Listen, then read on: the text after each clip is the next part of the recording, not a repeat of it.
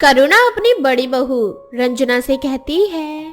बहू, मैं क्या सोच रही थी, अब तेरे देवर की ना शादी कर देती हूँ। कम से कम अपनी सारी जिम्मेदारी तो पूरी कर दूं जीते जी, वरना जीवन का कोई भरोसा नहीं है। आज हूँ कल नहीं, क्योंकि बुढ़ापा तो दिन प्रतिदिन बढ़ता ही जा रहा है। अरे माँ जी, आप कैसी बातें कर रही हैं। रही बात देवर जी की शादी की, तो वो भी हो जाएगी ना जब कोई अच्छी लड़की मिलेगी। वही तो मैं भी कह रही हूँ कि छोटी बहू भी ना बिल्कुल तेरी तरह ही हो, हर काम में गुणी हो, दिखने में तेरी तरह सुंदर हो, गोरी चिट्टी हो। तुझे पता है, मेरे बेटे के लिए ना बहुत सारे रिश्ते आ रहे थे, लेकिन मैं हर लड़की को मना कर रही थी। कोई सांवली थी तो किसी की हाइट कम थी, कोई मोटी थी तो कोई बहुत ही ज्यादा पतली थी। ये सब देखकर ना मेरा जी ही नहीं कर रहा था कि मैं अपने बच्चों की शादी करूं। पर फिर जब तेरा रिश्ता आया ना, तो तू मुझे हर चीज में सही लगी। दिखने में इतनी गोरी चिट्टी, तेरा नैन नक्श भी अच्छा, और ऊपर से तेरी हाइट भी अच्छी, ऊपर से हर काम में परफेक्ट है तू। ऐसी ही तो बहू चाहती थी, और अब फिर से मैं ऐसी बहू चाहती हूँ। माँ जी, वो तो किस्मत की बात होती है ना। अगर देवर जी की किस्मत में कोई ऐसी लिखी हो जो दिखने में थोड़ी कम सुंदर हो, लेकिन पढ़ाई लिखाई से और घर के काम काज में आगे हो, फिर? अरे भाई, बस जरा सी भी कटौती बर्दाश्त नहीं कर सकती। मुझे चाहिए तो पूरी परफेक्ट बहू चाहिए। सच बताऊं माँ जी, तो परफेक्ट ना कोई नहीं होता, हर इंसान में कोई ना कोई कमी होती है। अब जैसे मेरे ही अंदर है, मैं दिखने में बहुत ही ज्यादा सुंदर हूँ, लेकिन पढ़ाई लिखाई तो मुझसे हुई नहीं, कम पढ़ी लिखी हूँ। अगर ज्यादा पढ़ लिख ली होती तो शायद आज मुझे बहुत अच्छी नौकरी मिल गई होती।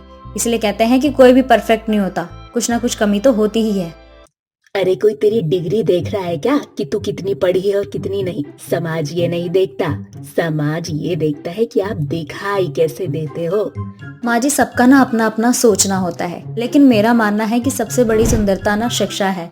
अच्छा चल चल, अब बहस मत कर, घर का काम कर ले। देखती हूँ यहाँ वहाँ पता करके कि कोई अच्छी लड़की मिले तो मैं तेरे देवर की शादी कर दूंगी। ऐसे ही अब करुणा यहाँ वहाँ रिश्तेदारों में बातचीत करके अपने छोटे बेटे मयंक के लिए लड़की देखना शुरू कर देती है।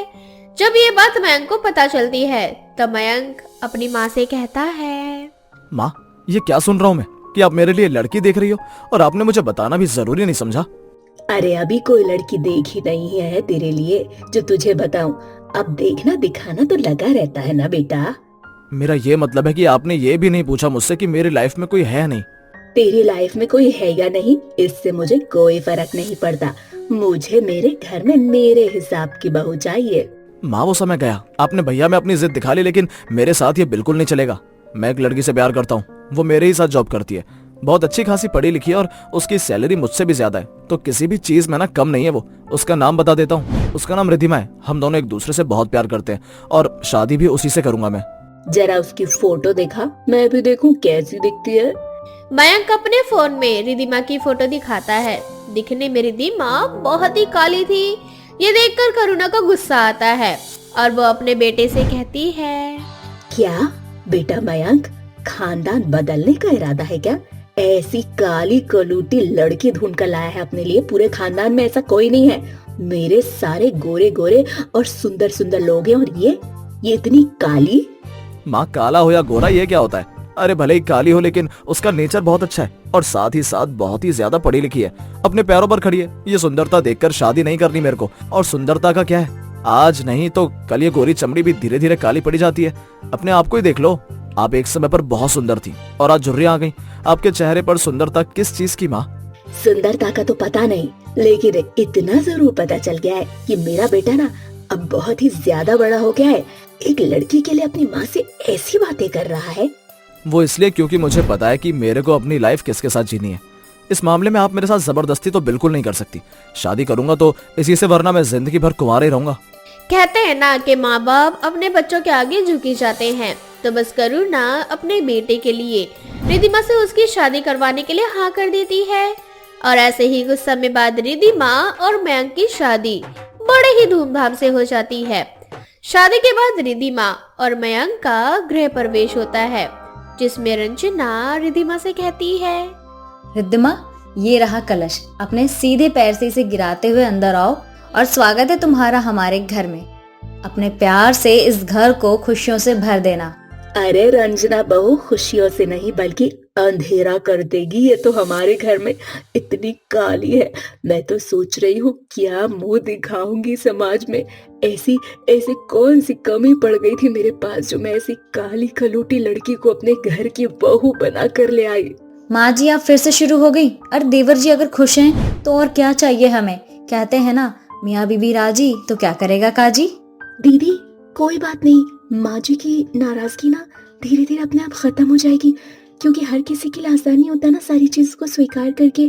तो आज नहीं तो कल माँ जी मेरे रंग को जरूर स्वीकार कर लेंगी। करुणा के दिमाग में यह बात छप जाती है कि रिधिमा के चक्कर में मयंक ने उसके खिलाफ जाकर रिधिमा से शादी की है और वो किसी भी हाल में रिधिमा को इस घर से निकालना चाहती थी, उसे बर्बाद करना चाहती थी। अब ऐसे ही रिधिमा की पहली रसोई थी, हर तरफ चहल पहल थी। करुणा बिल्कुल भी खुश नहीं थी। वो चाहती थी कि किसी भी तरीके से हमेशा हमेशा के लिए उसकी बेटे की जिंदगी से रिधिमा चली जाए। थोड़ी देर बाद करुणा मौका देखकर सीढ़ियों पर तेल गिरा देती है ताकि रिधिमा जब सीढ़ियों पर से आए तो उसका पैर फिसल जाए और वो नीचे गिर जाए।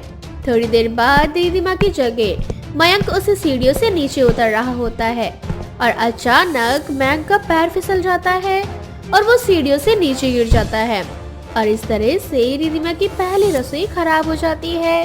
और मयंक की हालत देखकर रिधिमा बहुत रोने लगती है। किसी तरह से उसे अस्पताल ले जाया जाता है जहां डॉक्टर मयंक के पैर में प्लास्टर लगा देते हैं। ये देखकर करुणा को बहुत ही ज्यादा बुरा लगता है और वह सबके सामने अपना गुनाह कबूल कर लेती है। तभी रिधिमा करुणा से कहती है, हाँ जी, आपने जो किया ना वो बिल्कुल सही नहीं था, लेकिन एक चीज मैं आपसे कहना चाहती हूँ। जो भी आप हो, आप हमारी माँ हो, और अगर आपकी खुद की कोई संतान काली पैदा होती तो आप उसके साथ कैसा व्यवहार करती। करुणा के पास रिधिमा के सवालों का कोई जवाब नहीं था। वो चुपचाप बैठी रो रही थी। तभी रिधिमा उसको समझाती है और उससे कहती है, माँ जी जो हो गया सो हो गया, हम नहीं बदल सकते उसे। बस मैं इतना कहना चाहती हूँ, मैंने सच में दिल से आपको माँ माना है। शादी होने से पहले ही मयंक ने जब मुझे आपके बारे में बताया था तभी मैंने सोच लिया था कि मैं हमेशा आपको खुश रखूंगी, क्योंकि मेरी खुद की कोई माँ नहीं थी। बाकी जो हो गया उसे आप भी भूल जाइए।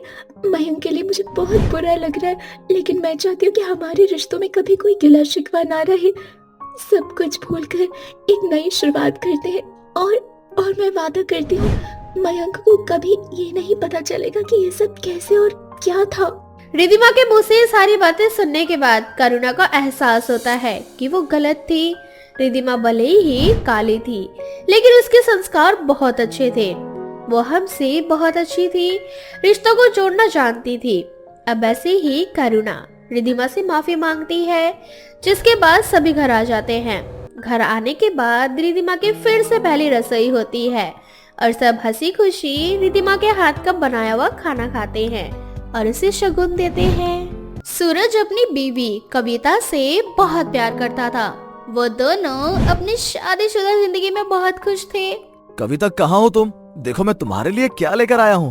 आए बस 5 मिनट रुकना। इतना बोलकर कविता फटाफट अपना किचन का काम खत्म करके बाहर जाती है, जहाँ वो देखती है कि सूरज उसके लिए डायमंड की रिंग लेकर आया था। Happy anniversary my beautiful wife. Happy anniversary. सूरज ही तो बहुत अच्छी रिंग है, मैं इसे हमेशा अपने पास संभाल कर रखूंगी। अच्छा तुम यहीं रुकना, मैं अभी कुछ लेकर आती हूँ। इतना बोलकर कविता किचन में जाती है और केक लेकर बाहर आती है। अपना फेवरेट वनीला केक देखकर सूरज बहुत खुश होता है और कविता से कहता है, मेरा फेवरेट वनीला केक? सच में तुम जैसा केक शायद ही कोई बना सकता है। ऐसा कुछ नहीं है, अगर ऐसा होता तो यहाँ पर और जितनी भी बेकरी की दुकान है वो नहीं चलती। अगर ऐसा है तो मुझे बताओ कि तुम्हारी ही दुकान सबसे ज्यादा क्यों चलती है? मुझे नहीं पता, वैसे तुमसे कोई नहीं जीत सकता। अब इस बहस को यहीं खत्म करते हैं और अपनी शादी की 2nd एनिवर्सरी का केक काटते हैं। इस तरह से कविता और सूरज अकेले ही अपनी शादी की सालगिरह को मनाते हैं। कविता की अपनी छोटी सी बैटरी की दुकान थी तो वहीं सूरज एक बहुत बड़ी कंपनी में काम करता था। इसी तरह से कुछ दिन बीत जाते हैं और एक दिन सूरज के साथ उसका दोस्त विवेक घर आता है। हम तो नौकरी करने वाले लोग हैं, पर मेरी बीवी बिजनेस कर रही है। उसका खुद का अपना छोटा सा बेकरी शॉप है। अरे ये तो बहुत अच्छी बात है। सूरज, ये बस ऐसे ही कहते रहते हैं। आप लोग खाना खा लीजिए, मैंने अपनी स्पेशल पेस्ट्री बनाई है, उसे खाना खाने के बाद खाकर बताना कि कैसी बनी। क्या हमें खाने से पहले पेस्ट्री नहीं मिल सकती भाभी? नहीं। इतना बोलकर वहाँ बैठे सभी लोग हंसने लगते हैं और इसी तरह से वो लोग हंसी मजाक करके खाना खाते हैं। अब विवेक का जाने का समय हो चुका था और जाने से पहले विवेक कविता और सूरज से कहता है, भाभी अगले महीने मेरी शादी है। क्योंकि मेरी शादी गांव से है, इसलिए मैं आप लोगों को एक महीने पहले बता रहा हूँ। और सूरज, तुझे मेरे साथ ही गांव चलना होगा मेरी शादी में। अरे यार, तू तो मेरी जान है। तू कहे तो मैं तेरे से पहले बिहार पहुँच जाऊँ। अरे इसकी जरूरत नहीं है। अब विवेक सूरज को अपनी शादी का इनविटेशन कार्ड देकर वहाँ से चला जाता है। इसी तरह से कुछ दिन बीत जाते हैं और सूरज विवेक के साथ बिहार जाने के लिए तैयारियां करने लगता है। कविता, मेरा सारा सामान पैक तो हो गया ना? हाँ, मैंने सारा सामान पैक कर दिया है, बस आप वहाँ पर जाकर अपना ख्याल रखना। मेरा दोस्त है ना मेरा ख्याल रखने के लिए, तुम फिक्र मत करो। और वैसे भी तुम्हारा पति इतना बोलकर सूरज विवेक के साथ बिहार चला जाता है। बिहार जाकर सूरज विवेक की शादी में खूब मजे करता है। मैंने जितना सुना था उससे काफी अच्छा है बिहार। मुझे यहाँ आकर बहुत अच्छा लग रहा है। मुझे खुशी है कि तुझे यहाँ आकर अच्छा लग रहा है। अच्छा, जाकर तैयार हो जा, कुछ ही देर में बारात निकलने वाली है। क्योंकि मैं दूल्हा हूँ, इसलिए मुझे भी जाने दे यार तैयार होने के लिए। इतना बोलकर विवेक अपनी शादी के लिए तैयार हो जाता है। कुछ देर बाद सूरज बारातियों के साथ जाता है, जहाँ शादी में विष्णु नाम के एक व्यक्ति की नजर सूरज पर पड़ती है। अरे भाग्यवान, देखो दूल्हे के साथ वाला लड़का कितना स्मार्ट है, काफी अमीर लग रहा है। हमारी बेटी की शादी नहीं हो रही, क्यों ना इसको अगवा करके अपनी बेटी की शादी करवा दी जाए। भला इसमें भी कोई पूछने वाली बात है?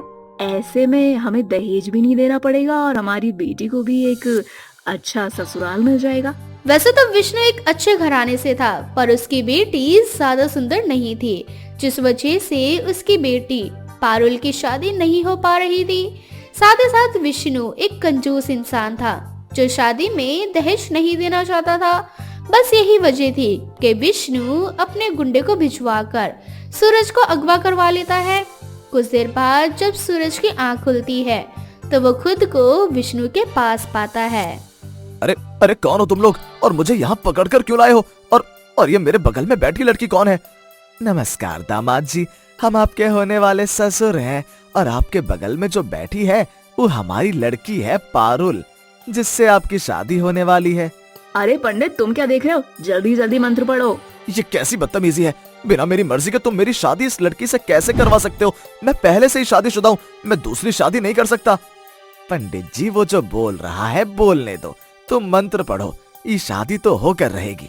इस तरह से जबरदस्ती सूरज की शादी पारुल से करवा दी जाती है और बेचारा सूरज चाहकर भी कुछ नहीं कर पाता। दूसरी शादी होने के बाद मानो जैसे सूरज टूट ही जाता है। तुम्हारे घर वालों ने ये बिल्कुल भी सही नहीं किया। तुम जानती हो मैं अपनी बीवी से कितना प्यार करता हूँ, पर तुम लोगों की वजह से अब मैं उसके सामने नहीं जा सकता। मेरा दम घुट रहा है यहाँ। मैं जानती हूँ कि मेरे घर वालों ने तुम्हारे साथ बहुत गलत किया, इसीलिए मैं उनकी तरफ से तुमसे माफी मांगती हूँ। तुम्हारे माफी मांगने से क्या सब कुछ ठीक हो जाएगा? मेरा दिल कर रहा है मैं खुदकुशी कर लूं। ऐसा मत कहो मेरे घर वालों के लिए। और मेरे घर वालों ने ये सब इसलिए किया क्योंकि मैं सुंदर नहीं हूँ और तुम्हें जरूरत नहीं है मुझे झेलने की। मैं तुमसे बस इतना कह रही हूँ कि अगर तुमने मुझे अभी छोड़ा तो मेरे घर वाले तुम्हें वैसे ही मार देंगे। इसीलिए तुम मुझे अपने साथ लेकर चलो और अपनी बीवी को मत बताना मेरे बारे में। तुम मुझे वहीं छोड़ देना, मैं अकेले ही रह लूंगी और कुछ इंतजाम कर लूंगी अपने लिए।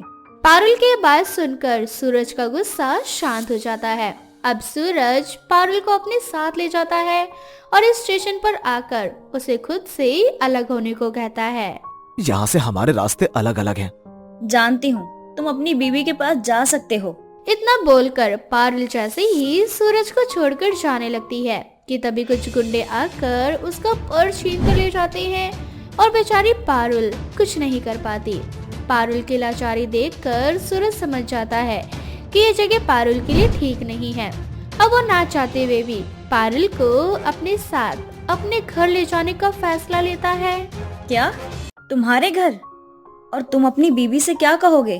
देखो, मैं तुम्हें यहाँ अकेला नहीं छोड़ सकता, और रही मेरी बीवी की बात, मैं उसे सब सच बता दूंगा। मैं जानता हूँ वो मुझ पर विश्वास करेगी।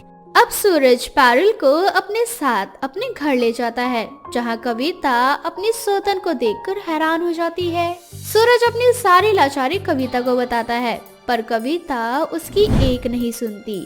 आप मेरे लिए बिहार से सौतन लेकर आए हैं और आप मुझे कह रहे हैं कि मैं आपकी उन परिस्थितियों को समझूं। मैं क्या आपको बेवकूफ नजर आ रही हूँ? आपने मुझे धोखा दिया है, धोखा। ऐसा नहीं है, सूरज बिल्कुल सच कह रहे हैं, इसमें उनकी कोई गलती नहीं है। तुम तो चुप ही कर जाओ, तुम होती कौन हो हम दोनों के बीच में बोलने वाली? सूरज, तुमने अपनी दूसरी बीवी को इतना अधिकार दे दिया कि वो अब हमारे बीच बोले। कविता, मैं तुमसे सच कह रहा हूँ, और मैं पारुल को यहाँ इसलिए लेकर आया हूँ क्योंकि इसका इस शहर में कोई नहीं है। आखिर ये अकेली कहाँ जाती? कुछ दिनों बाद मैं इसे तलाक दे दूंगा और इतने दिनों में इसके रहने का बंदोबस्त भी कर दूंगा, फिर सब ठीक हो जाएगा। अब कुछ ठीक नहीं होगा मिस्टर सूरज। तुम्हें मुझे जितना बेवकूफ बनाना था तुमने बना लिया। अब मैं और बेवकूफ नहीं बनने वाली। सही कहती थी मेरी माँ, तुम मेरे लायक नहीं हो। इस तरह से कविता बिना सूरज की बात समझे उसे छोड़कर चली जाती है, पर पारुल उसका साथ देती है, और इस तरह से सूरज समय के साथ कविता को भूल जाता है और पारुल को पसंद करने लगता है। इसके बाद सूरज अपनी दूसरी बीवी के साथ अपनी जिंदगी की एक नई शुरुआत करता है।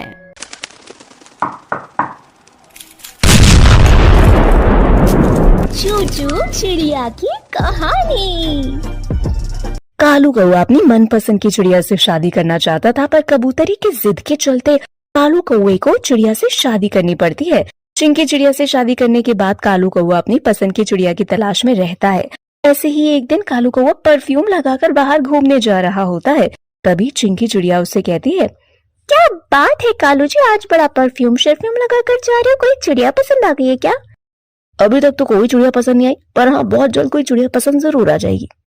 तुम्हें शर्म नहीं आती अपनी बीवी के सामने ऐसी बातें करते हुए? तुम्हारी हिम्मत कैसी है मेरे सामने ये सब कहने की? हाँ देखो चिंकी, ज्यादा शरीफ बनने की जरूरत नहीं, मैं बहुत अच्छे से जानता हूँ तुम्हें। शादी से पहले तुमने भी कई कौओं को बेवकूफ बनाया और उनसे अपना खर्चा निकलवाया। तुम्हारी सच्चाई बताने के बाद भी माँ ने मेरी शादी तुमसे ही करवा दी। जब तुम खुद बिगड़ी हुई थी तो तुम मुझसे कोई कैसे उम्मीद रख सकती हो कि मैं तुम्हारे साथ एक अच्छी पति की तरह रह सकता हूँ? मुझे अपनी पसंद की चिड़िया से शादी करनी है, और जब तक वो नहीं मिल जाती इसी तरह मैं कोशिश करता रहूंगा। इस तरह बोलकर कालू कौआ वहां से चला जाता है। अब चिंकी चिड़िया कालू कौवे की सारी शिकायत अपनी सास कबूतरी से करती है। माँ जी, मैं शादी से पहले बिगड़ी हुई थी, पर शादी के बाद बिल्कुल सुधर चुकी हूँ, पर कालू शादी के बाद बिगड़ रहे हैं। अरे अब क्या हो गया? अब क्या कह दिया उस कालू ने? आपको तो वो काले तवे जैसा कालू बेटा मेरे कैरेक्टर पर उंगली उठा रहा था, जबकि खुद का कैरेक्टर ढीला है। उसको आप कहते कि शादी से पहले मैं क्या थी वो मुझे ना बताए, खुद को देख ले। शादी के बाद वो कैसा है? शादीशुदा होने के बाद भी वो अपनी पसंद की चिड़िया ढूंढ रहा ताकि उससे शादी कर सके।